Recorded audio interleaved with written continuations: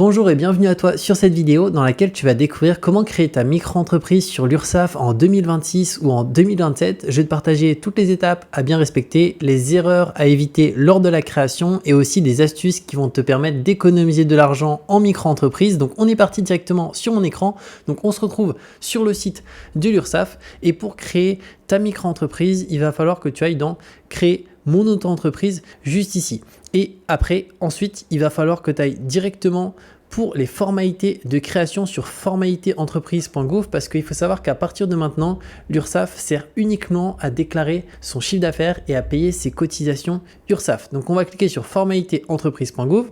Là, ensuite, tu peux voir qu'on arrive sur le site formalité.entreprise.gouv et ici, tu as, quand vous serez prêt à réaliser vos formalités, cliquez sur déclarer. Donc on va cliquer sur déclarer. Et là, on va cliquer sur accéder au guichet unique parce que c'est sur ce site-là qu'on va pouvoir directement faire la création de notre micro-entreprise étant donné que c'est plus directement sur le site de l'URSSAF. Maintenant, l'URSSAF, il sert exclusivement pour la partie déclarative et déclaration, mais plus pour la partie création. Donc, une fois qu'on est sur le site procédure.impi.fr, là, il va falloir se connecter. Donc, tu peux te connecter soit avec Impi Connect, avec France Connect Plus ou avec France Connect et c'est à partir de là qu'on va pouvoir créer notre micro-entreprise, peu importe l'activité, que ce soit une activité de coursier à vélo, une activité de freelance informatique, une activité de personne qui fait de l'achat-revente, donc de l'e-commerce ou tout autre. Donc dans mon cas, je vais me connecter via France Connect classique juste là. Donc je vais cliquer s'identifier avec France Connect juste ici. Et là, du coup, j'ai plusieurs possibilités pour me connecter avec des choses qui sont publiques, donc impôts.gouv, Amélie, l'identité numérique La Poste. Donc moi, je vais me connecter avec impôts.gouv juste ici et dès que je suis connecté, on se retrouve de l'autre côté. Donc c'est bon, on arrive ensuite sur cette page et c'est ici qu'on va devoir sélectionner la démarche qu'on souhaite faire.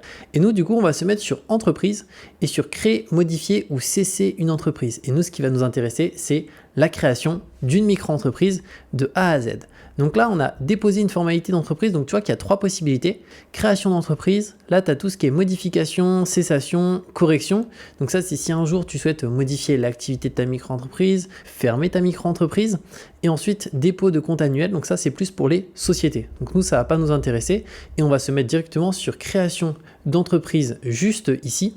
Donc là, on va descendre un petit peu plus bas et on va cliquer sur continuer pour commencer les démarches. Alors, quelle est la forme de l'entreprise que vous souhaitez créer? Dans notre cas, c'est une structure de micro-entreprise, donc c'est entrepreneur individuel. Ensuite, souhaitez-vous opter pour le statut de micro-entrepreneur? Donc oui, ça correspond à la micro-entreprise. Et l'entrepreneur a-t-il déjà exercé une activité non salariée en France? Donc non, dans mon cas. Mais toi, si c'est ton cas, tu peux mettre oui si tu as déjà eu une micro-entreprise. Et on clique sur continuer. Donc là, ils sont en train de créer notre dossier qu'on va compléter de A à Z. Alors tu vas voir que il y a pas mal de spécificités. Aussi, il faut savoir que plus de 50% des dossiers se font rejeter par l'INPI. Donc il faut que tout soit parfaitement nickel. Donc regarde bien cette vidéo jusqu'à la fin pour faire vraiment aucune erreur. Et je te montrerai aussi à la fin de cette vidéo une solution qui te permet de faire la création de ta micro-entreprise en 5 minutes top chrono avec surtout certaines optimisations qu'on ne peut pas faire ici, notamment qui permettent de payer moins de taxes en micro-entreprise. Donc je te partagerai tout ça juste après directement. Donc au niveau du nom du brouillon, on va lui donner un nom, donc création juste ici de micro-entreprise. Voilà. Ensuite, entrepreneur, donc là c'est nos informations nous concernant. Donc là ça va être le prénom et ensuite le nom de famille. Si tu as un deuxième prénom, tu peux le mettre, le genre, donc masculin. Titre, nom d'usage, pseudonyme, il n'y a pas besoin de mettre quelque chose. La date de naissance, donc 24/03/99. Le pays de naissance, donc la France dans mon cas, commune de naissance. Alors, est-ce qu'il va trouver? Je suis né à Amiens, donc oui, c'est bon, il a trouvé. Nationalité, donc française, mais si tu es d'une autre nationalité, tu peux l'indiquer. Et situation matrimoniale, dans mon cas, célibataire. Ensuite, bénéficiez-vous du statut d'ambulant? Donc non.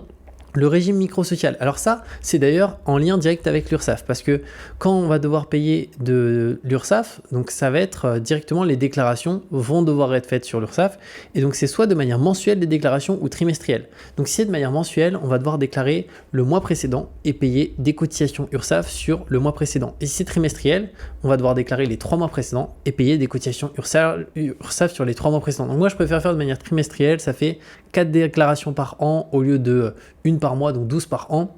Donc je trouve que c'est mieux. Ensuite, l'adresse de l'entrepreneur. Donc là, c'est où est-ce qu'on habite. Donc là, on va mettre notre adresse personnelle directement. Donc moi, je suis à Bordeaux. Est-ce qu'il va trouver? Oui. complément de localisation si besoin, donc moi, il n'y en a pas besoin. Et là, notre adresse mail directement, notre numéro de téléphone. Et ici, on va avoir la partie volet social nous concernant. Donc notre numéro de sécurité sociale. Après, on a quoi d'autre ici? Activité non salariée antérieure. Donc là, dans mon cas, non. Avez-vous déjà formulé une demande d'ACRE auprès de l'URSSAF? Donc non plus. Exercice d'une activité simultanée. Alors là, c'est très important, c'est si tu as une activité en parallèle de ta micro-entreprise, imaginons que tu es salarié. Dans ce cas, tu peux mettre oui. Et là, automatiquement, tu vas pouvoir sélectionner quel type d'activité. Salarié, retraité, il considère que c'est une activité.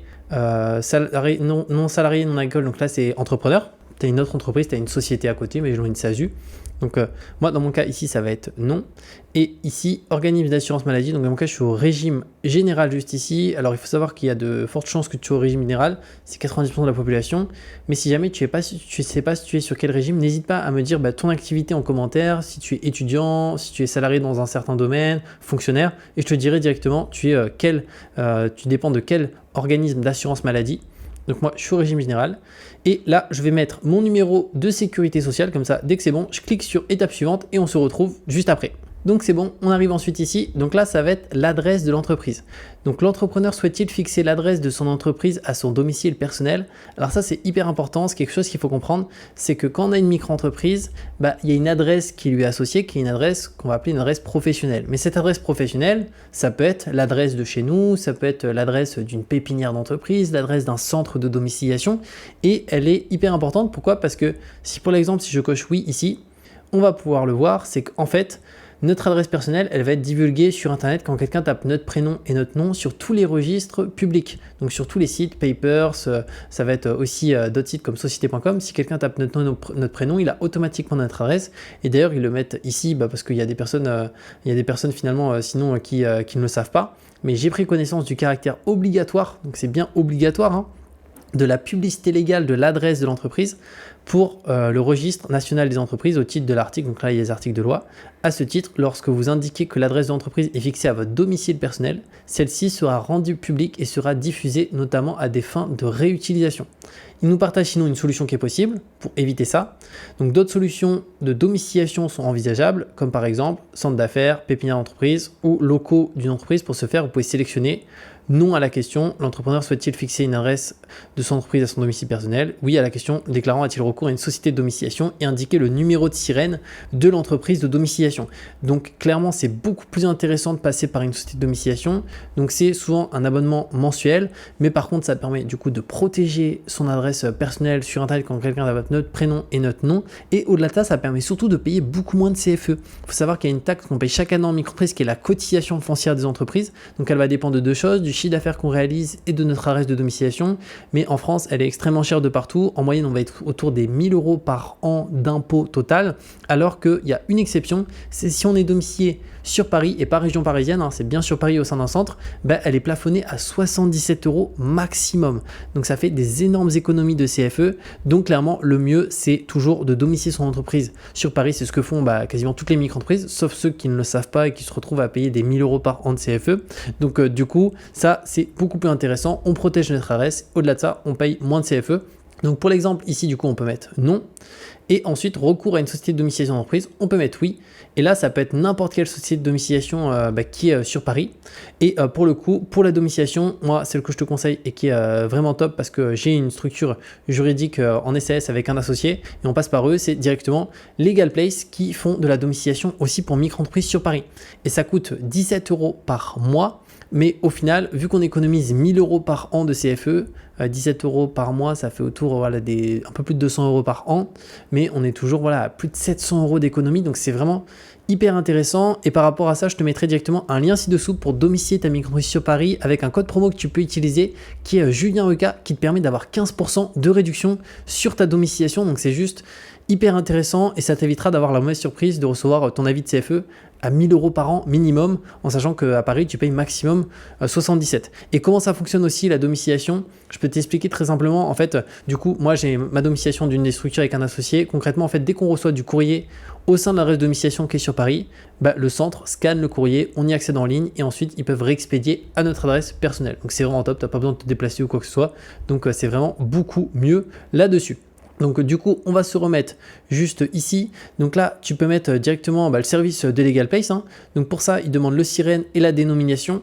Donc le sirène, je l'ai récupéré ici. Donc on tape sirène Legal Place. C'est 814 428 785. Alors je vais mettre juste, c'était où, c'était là, 814 428 725.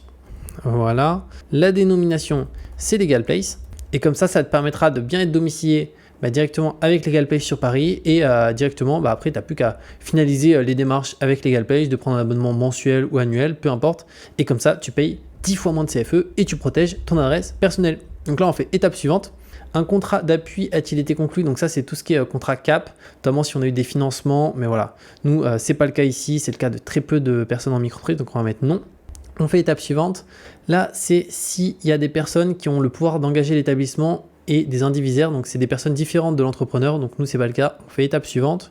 Là, votre résidence principale ne peut pas être saisie par vos créanciers professionnels, sauf volonté contraire de votre part exprimée par déclaration devant notaire. Donc nous, on va bien entendu mettre non parce qu'on veut que notre résidence principale ne peut pas être saisie par des créanciers professionnels, mais certaines personnes visiblement peuvent faire une déclaration pour que ça soit le cas. C'est peut-être pour emprunter plus auprès des banques ou pour d'autres raisons. Mais en tout cas, nous, on veut pas. Donc, on fait étape suivante. Ensuite, liste des incessibilités sur les résidences secondaires. Donc là, on va rien mettre juste ici. On fait étape suivante. Et là, cet établissement est-il l'établissement principal? Donc ça coche oui, donc ça c'est bon. Le nom commercial, donc le nom commercial c'est quoi? C'est finalement un nom qu'on peut donner qui va apparaître notamment sur les factures en micro-entreprise, parce qu'il faut savoir que c'est obligatoire de faire des factures avec la réforme qu'il y a eu sur la facturation électronique, donc en 2026, c'est obligatoire. Donc pour le coup, nom commercial, ça permet d'avoir un nom d'entreprise, mais par contre en soi, ça n'a pas vraiment d'utilité parce que sur internet, si quelqu'un tape notre nom et notre prénom, sur les registres publics, c'est toujours notre adresse personnelle qui ressort. Mais par contre, ça permet sur les factures d'avoir un nom commercial. Imaginons, on va appeler le nom commercial, ça va être des jeunes, voilà, des jeunes pour l'exemple, et ensuite il y a notre prénom et notre nom. Donc dans tous les cas, il y aura toujours notre prénom et notre nom sur le document, mais c'est quelque chose qui est possible de rajouter sur directement lorsqu'on fait ces factures. D'ailleurs, par rapport à ça, très important, vu qu'à partir de maintenant, donc 2026, la facturation est obligatoire, il faut passer par un outil qui est conforme par l'État. Parce que pour le coup, avant, on pouvait faire ses factures sur un devis, ses factures sur un Word, sur un Excel, etc. Ça, c'est terminé. Maintenant, c'est des amendes si jamais il y a un contrôle et que ces factures sont faites là-dessus. Il faut passer par un outil conforme. Et pour ça, l'outil que je te conseille, c'est directement Indy qui propose une version 100% gratuite. Ils ont aussi des versions payantes, mais la gratuite est déjà excellente. Ça te permet, du coup, comme c'est marqué là, de créer tes devis et tes factures. C'est gratuit et on est limité. Tu peux les personnaliser pour avoir vraiment le style que tu souhaites. Tu peux suivre les paiements, tu peux relancer des clients aussi et tu es conforme à la facturation électronique parce qu'ils sont certifiés PDP par l'État. Et ça, c'est hyper important parce que ça te permet d'avoir un outil qui permet de faire tes factures. Parce que n'oublie pas, dès que tu encaisses un client, il faut qu'il y ait une facture derrière. Donc, je te mettrai un lien ci-dessous pour faire directement ta facturation avec Indy. Déjà, d'avoir ton compte, même si tu n'as pas encore ta micro-entreprise, comme ça, tu as ton compte qui est bien créé directement. Et ça te permettra aussi d'avoir un bonus exclusif à l'ouverture. Alors que si tu es sur le site d'Indy, tu n'auras rien d'offert là-dessus. Du coup, ensuite, on va descendre. Dans mon cas, je ne vais pas rajouter de nom commercial. Une adresse, donc là, je vais mettre mon adresse sur Bordeaux. Complément de localisation si besoin, donc moi je vais rien mettre. Présence de salariés dans l'établissement en France, donc non. Donc emploi sont ses premiers salariés non plus. Étape suivante. Là, ça va être l'activité. Donc là, c'est hyper important parce que c'est ici qu'il y a énormément de rejets de dossiers, à peu près 50 à 60% des dossiers qui sont rejetés sur les premières demandes. Donc on va cliquer sur ajouter une activité et je vais te partager comment éviter de te faire rejeter le dossier. Donc activité principale pour l'établissement. Il faut savoir qu'en micro-entreprise, on peut avoir plusieurs activités. Et moi, dans mon cas, là, je vais mettre juste une activité qui est une activité principale, mais on peut aussi avoir une activité principale et une activité secondaire. Imaginons une activité principale, comme dans mon cas, consultant informatique, une activité secondaire de coursier à vélo, pour exemple. Mais moi, dans mon cas, je vais mettre juste une activité, donc je vais mettre oui là. Ensuite, date de début d'activité. Donc là, c'est la date à partir de laquelle notre micro-entreprise va être créée. Donc pour l'exemple, moi, je vais dire que je veux que ma micro-entreprise elle soit créée, je vais dire donc on peut mettre une date dans le futur, hein, c'est pas forcément une date maintenant. Donc on va dire que moi, pour l'exemple, je veux qu'elle soit créée, je vais dire le 30 juin 2026. Voilà. Ensuite, exercice de l'activité permanente ou saisonnière, donc dans mon cas, c'est permanent. L'activité est-elle exercée de manière ambulante? Non. Et là, c'est la description de l'activité principale. Donc, c'est hyper important Pourquoi de bien décrire son activité? Parce que sinon, il y a un risque, encore une fois, que le dossier se fasse rejeter. Et au-delà de ça, bien la décrire, ça permet d'avoir le bon code APE. Parce que comme c'est marqué là, l'INSEE, il va se baser sur les 140 premiers caractères de notre activité afin d'attribuer un code APE. Et le code APE, c'est un code avec quelques chiffres et quelques lettres qui permet finalement de déterminer le domaine d'activité dans lequel on est de manière globale et donc d'avoir le bon taux de cotisation sociale URSSAF et les bons taux d'abattement. Est-ce qu'on sera sur une activité de prestation de service et activité libérale BNC? Est-ce qu'on sera sur la prestation de service BIC? Dans ce cas-là, ce n'est pas les mêmes taux d'abattement. Donc ça, c'est hyper important. D'ailleurs, par rapport à ça, n'hésite pas, si tu as des questions, à mettre en commentaire ton activité et je pourrais te dire si tu es plus sur une activité en prestation de service donc, et activité libérale BNC ou en BIC directement en prestation de service ou en achat-revente de marchandises. Bon, l'achat-revente, c'est assez simple. C'est achat-revente de marchandises, c'est si tu as une activité où tu achètes et tu revends des marchandises. Donc là, tu es achat-revente automatiquement. Moi, dans mon cas, c'est une activité de consultant informatique que j'ai. Donc, je vais indiquer je suis consultant informatique. Voilà. Pour des entreprises françaises. Et là, je vais dire un peu ce que je réalise comme prestation. Donc, je réalise des audits et des analyses de campagne publicitaire afin les ventes de mes clients. Donc voilà, bon, là, il y a quand même un risque de rejet dans tous les cas, mais bon, voilà, le but, c'est détailler, il faut que ça soit pas très compliqué, à qui on s'adresse, qu'est-ce qu'on fait précisément. Donc là, moi, je vais rester là-dessus. Je réalise des audits et des analyses de campagne publicitaire afin d'augmenter les ventes de mes clients suite à mes recommandations. Voilà, j'ai marqué ça, suite à mes recommandations. Et aussi, si tu veux pas t'embêter avec ça, avec les détails très spécifiques d'une activité parce que tu sais pas encore précisément ou potentiellement tu as peur de faire des erreurs, juste après on verra avec un service en ligne comment tu peux créer ta micro-entreprise en 5 minutes top chrono avec aucun risque de rejet parce que c'est eux qui se chargent de tout. Tu as juste à indiquer l'activité globale, imaginons consultant, coursier, e-commerce, et c'est eux qui font tout. Et comme ça, tu es sûr d'avoir ta micro-entreprise qui est créée sans rejet. Et surtout au niveau des délais, ça sera beaucoup plus rapide que l'IMPI qui vont avoir des délais entre 4 et 6 semaines. Tandis que là, c'est ce que je vais te partager, tu as un délai en fait entre 5 et 10 jours grand maximum. Donc ça n'a rien à voir. Donc là, catégorisation 1 de l'activité. Donc dans mon cas, je vais mettre dans service, je pense. Et ici, on va avoir quoi? On va se mettre dans service d'information. Est-ce qu'on a quelque chose en rapport avec l'informatique? Autre service d'information, community manager, ergonomie web. Je peux mettre là-dedans, voilà, ergonomie web. Ensuite, type d'origine. Donc, est-ce que c'est une création ou une reprise? Donc, nous, c'est une création de micro-entreprise. On fait étape suivante. Là, du coup, on a notre activité principale qui est ajoutée. On peut ajouter aussi une autre activité si on le souhaite. Moi, je vais rester que sur cette activité. Je fais étape suivante. Là, le nom de domaine internet, donc c'est si on a un site web, on peut le mettre juste ici. Si on n'en a pas, on fait étape suivante. Là, ensuite, est-ce qu'on souhaite opter pour le versement libératoire? Donc, on en a parlé précédemment du versement libératoire. En fait, c'est quelque chose du coup qui permet, au lieu de payer de l'impôt directement en fin d'année, ça me permet de payer de l'impôt au même moment que l'URSSAF. Donc, quand on va faire ces déclarations URSSAF et de ne pas payer d'impôt en fin d'année. Et pour en bénéficier, je vais partager les conditions. Donc, il faut que sur l'année N-2 au niveau de son avis d'impôt, donc si on veut créer sa micro-entreprise en 2026, ce sera basé sur 2024. Si on crée en 2027, ce sera basé sur 2025. Il faut que son avis d'impôt N-2 soit inférieur ou égal à 27 478 € si on est une personne seule. Si on a un couple, donc deux parts, c'est 54 956 €. Et après, si on a un couple avec enfant ou un couple avec 2 enfants, ça augmente un petit peu. Et du coup, si c'est le cas en N-2, on peut opter pour le versement libératoire. Et le gros avantage, c'est que de manière générale, ça permet quand même de payer beaucoup moins d'impôts et de ne pas avoir de mauvaises surprises en fin d'année et de se rendre compte qu'on doit payer tant d'impôts. Le seul point où c'est pas intéressant d'opter pour le versement libératoire, c'est si au niveau de son foyer fiscal, on sait qu'on va générer maximum en totalité revenus confondus, c'est-à-dire si on a une activité salariée ou même si on a que la micro-entreprise, si on pense faire autour des 10 000, 15 000 € au total dans une année à travers toutes ces activités, si on a une activité de salarié plus une micro-entreprise, dans ce cas, ça vaut pas le coup parce que faut savoir qu'autour des 10 000 et quelques euros en France, on paye 0% d'impôt. Tandis que là, même si on fait que 5 000 €, toute activité confondue, on va payer du versement libératoire en impôt et on va pas pouvoir le récupérer. Mais si on pense par contre avoir un foyer fiscal où on va faire 20 000, 25 000, 50 000 et plus, là c'est juste hyper intéressant. Donc moi je vais faire oui juste ici, je fais valider les informations. Et là, du coup, on va avoir des pièces jointes à déposer. Donc, premièrement, il y a une pièce d'identité. Donc là, ça va être soit carte d'identité ou passeport. Donc moi, dans mon cas, je vais mettre la carte d'identité. Donc, on peut la déposer juste là. Il faut que ça soit le recto et le verso. Ensuite, l'extrait d'immatriculation de l'entreprise domiciliataire dans un registre public. Donc là, cet élément-là, c'est directement quand on prend sa domiciliation. Donc pour l'exemple sur LegalPlace, directement, dès qu'on a pris sa domiciliation, on a un document. Il suffit juste de le déposer ici pour bien être domicilié sur Paris, payer 10 fois moins de CFE par an. Et au-delà de ça, protéger son adresse.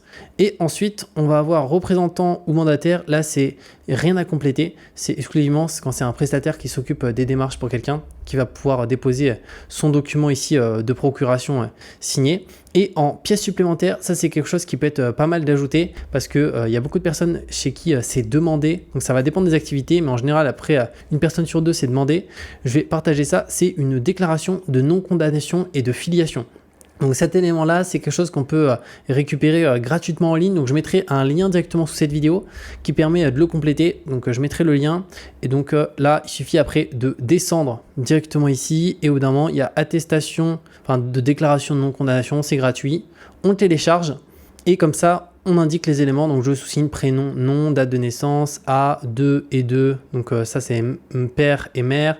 Demeurant notre adresse. Fait A donc avec notre ville, le et notre signature. Et pour le modifier, vu que c'est un PDF, il suffit de le télécharger et ensuite de le mettre dans un éditeur. Donc comme I Love PDF qui est gratuit. On marque modifier PDF sur Google, I Love PDF. Automatiquement on le dépose et on peut mettre ces informations. Et après on le télécharge et on le rajoute directement en pièce jointe ici. C'est important encore une fois parce que en fait dès qu'ils demandent des pièces supplémentaires, le délai est rallongé, donc à chaque fois on rajoute des semaines et des semaines. Donc pour éviter ça, autant avoir tout d'un coup, et c'est le document qui demande le plus actuellement, donc autant le rajouter. Et je mettrai le lien ci-dessous de façon pour le télécharger facilement et le compléter. Ensuite, on clique sur valider les pièces jointes. Alors moi, je ne vais pas valider juste ici, mais dès qu'on clique sur valider, il y a la dernière partie observation et correspondance à finaliser et un récapitulatif où là, il va falloir vérifier que tout a bien été indiqué. Donc pas de faute sur les noms, prénoms, adresses. Au niveau de l'activité, que ça soit le plus clair possible encore une fois pour pas avoir un rejet de dossier et aussi pour se retrouver avec le bon code APE et pas un mauvais code APE. Et ce qu'on va faire maintenant, c'est voir comment on peut créer sa micro-entreprise en 5 minutes top chrono, surtout sans risque de rejet avec le greffe et avec toutes les bonnes optimisations pour payer moins de CFE, mais aussi pas mal d'autres éléments qui permettent de faire des grosses économies. Donc on est parti. Donc pour ça, on va passer par le service de LegalPlace. Ça va faciliter grandement les démarches et surtout au niveau du délai de traitement, au lieu d'attendre entre 4 semaines et 6 semaines, parce que ça dépend quand on crée sa micro-entreprise. Si on crée en janvier, février, mars, c'est plus 6 semaines. Si on crée après mars, ça va être plus autour des 4 semaines. Mais là, pour le coup, au niveau des délais de traitement, ça va être juste quelques jours. Donc c'est beaucoup mieux en termes de rapidité. Donc je vais directement cliquer sur créer une micro-entreprise. Je te mettrai un lien cette vidéo pour que tu puisses suivre les démarches en même temps. Et je mettrai d'ailleurs aussi sous cette vidéo un code promo que tu peux utiliser qui est JulienOka, qui te permet d'avoir 15% de réduction sur la création de ta micro-entreprise. Donc là, quand souhaitez-vous démarrer votre activité? Donc dès que possible. Ensuite, avez-vous déjà été auto-entrepreneur? Donc non. Êtes-vous sûr de vouloir créer une micro-entreprise? Là, sinon, on nous propose de créer une SASU, donc nous, on veut créer une micro-entreprise. Et là, tu vois qu'on a déjà fait quasiment la moitié du dossier. Où sera fixé le siège social de la micro-entreprise? Donc ça, c'est l'adresse de domiciliation, on en a parlé. Donc on peut se domicilier à notre adresse personnelle, mais c'est vraiment le moins optimisé parce que notre adresse personnelle, elle est visible de tous si quelqu'un tape notre nom et notre prénom sur Google.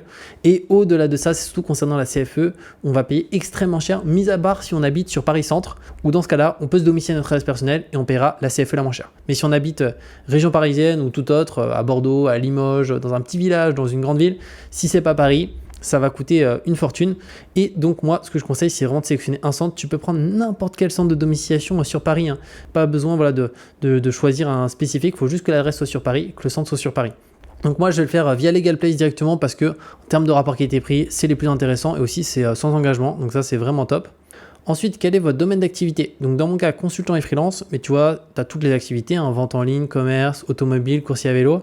Et après, on pourra un peu plus préciser. Si jamais ton activité n'est pas là, tu peux te mettre sur autre. Ensuite, quelle est votre identité? Donc là, on va mettre nos informations. Donc c'est le prénom et le nom juste ici, continuer. Notre adresse mail juste là.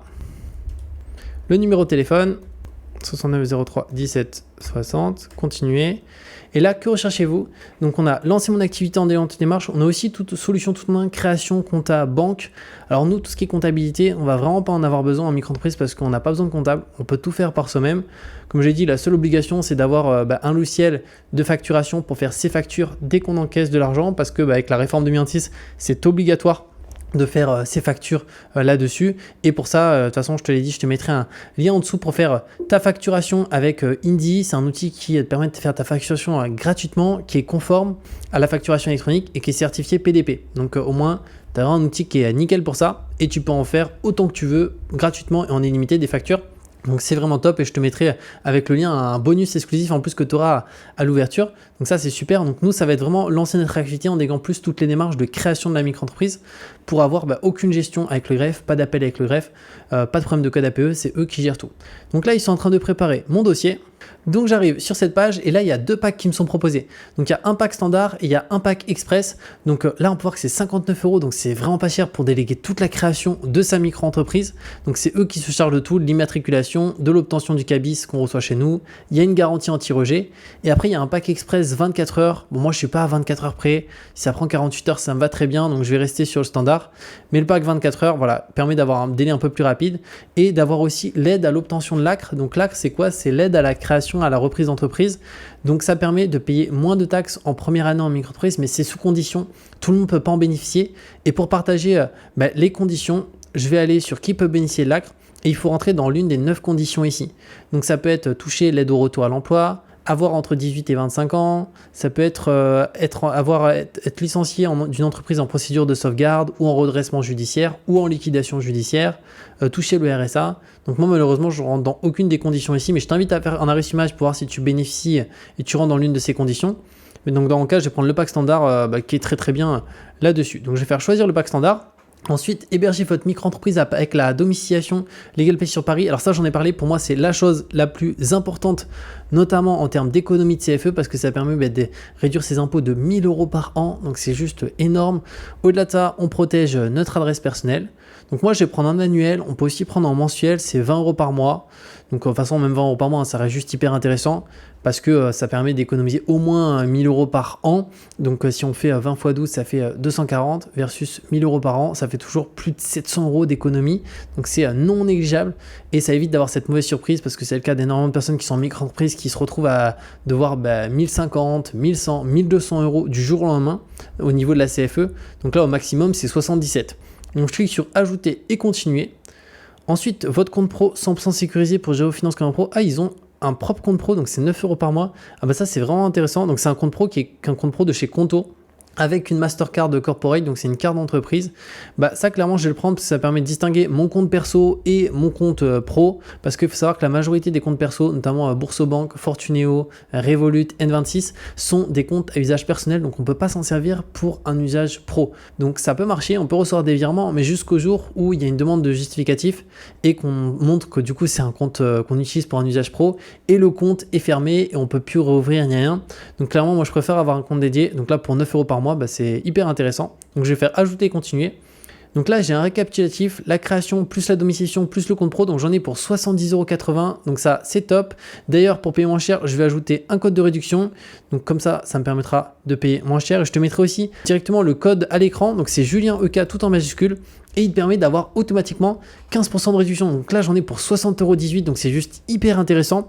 Donc je vais procéder au règlement juste ici, donc on peut payer par carte, PayPal, Google Pay, donc moi je vais payer par carte. Donc je vais faire le paiement et une fois que c'est fait, on se retrouve de l'autre côté. Donc c'est bon, le paiement a été effectué, on arrive ensuite sur cette page. Donc là j'ai directement quelques informations à compléter, donc un questionnaire. Donc je vais le reprendre, je viens de le valider à l'instant, mais comme ça je vais pouvoir te partager qu'est-ce que j'ai dû mentionner. Mais tu vois que c'est vraiment hyper simple, c'est juste indiquer l'activité qu'on va exercer. Donc on arrive ici, on clique sur suivant.